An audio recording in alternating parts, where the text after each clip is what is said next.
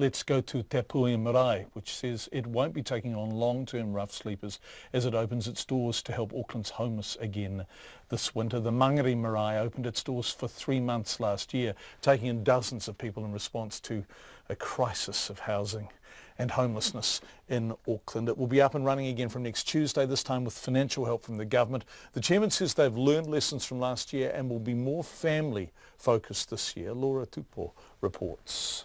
Te Puea Marae provided a temporary home for more than 181 people last year, as well as kai in their stomachs, hot showers and a welcoming environment.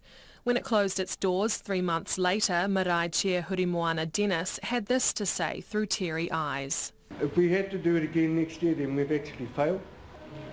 No one's listened to us.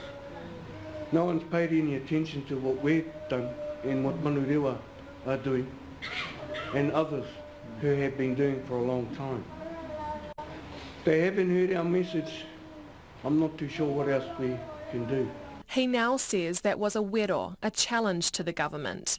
But he says 1 year on, the situation is probably worse.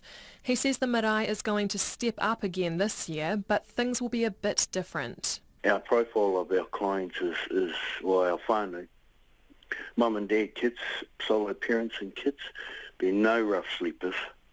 It's too hard for us. It's high-end mental health, substance abuse stuff. And I've asked the agencies that our whānau be paid. The government is committing $125,000 of funding for support services and rental subsidies.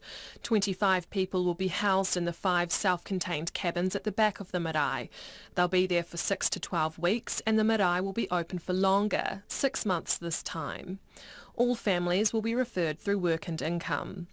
The Associate Minister of Social Housing, Alfred Ngaro, says the support will extend further than people stay at the marae.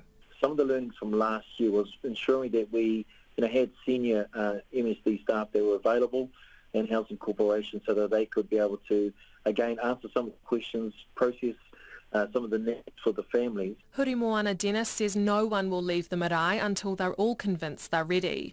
Otherwise, he says they'll move into their new homes, but their issues will remain hanging over them. There could be anything from maybe family violence issues, truancy issues, unemployment issues, budgeting issues, anything. Otherwise, all we're doing is moving an issue from left to right and not really achieving much. Mr Dennis says they're still seeking food donations, office furniture and a photocopier before they open.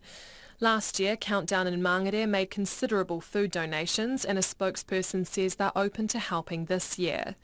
Meanwhile, the marae will continue its business of hui, funerals and celebrations alongside offering shelter and support to those in need. Mō te hotaka o te ahiahi, ko Laura Tupou ahau.